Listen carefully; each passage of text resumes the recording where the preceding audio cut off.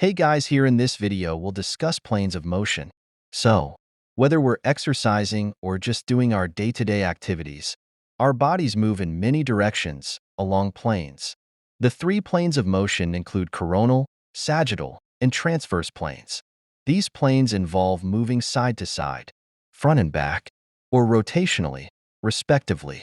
Let's examine each plane in a bit more detail, dividing the body into left and right halves using an imaginary line, gives us the sagittal plane.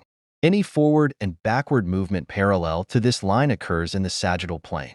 Movements which occur in sagittal plane are flexion, decreasing the angle between two bones; extension, increasing the angle between two bones; dorsiflexion, moving the top of the foot toward the shin; plantarflexion, moving the sole of the foot downward.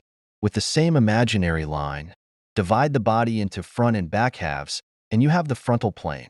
Any lateral or side movement parallel to the line will occur in the frontal plane.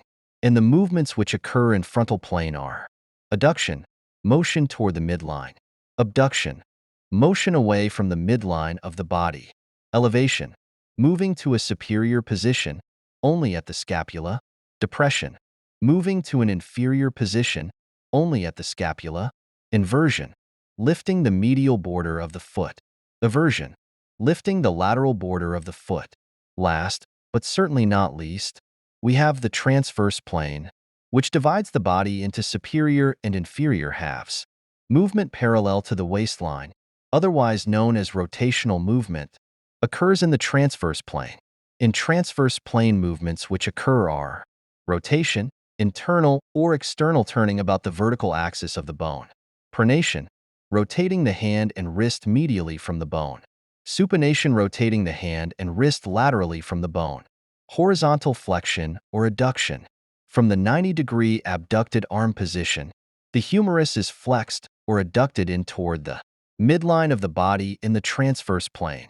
Horizontal extension or abduction, return of the humerus from horizontal flexion. Here, horizontal extension is also called abduction because here limb is moving away from midline. And in horizontal flexion it's called abduction because here limb is moving towards the midline of the body. Thank you so much guys for watching. Don't forget to like, share, and subscribe. Your support is my motivation.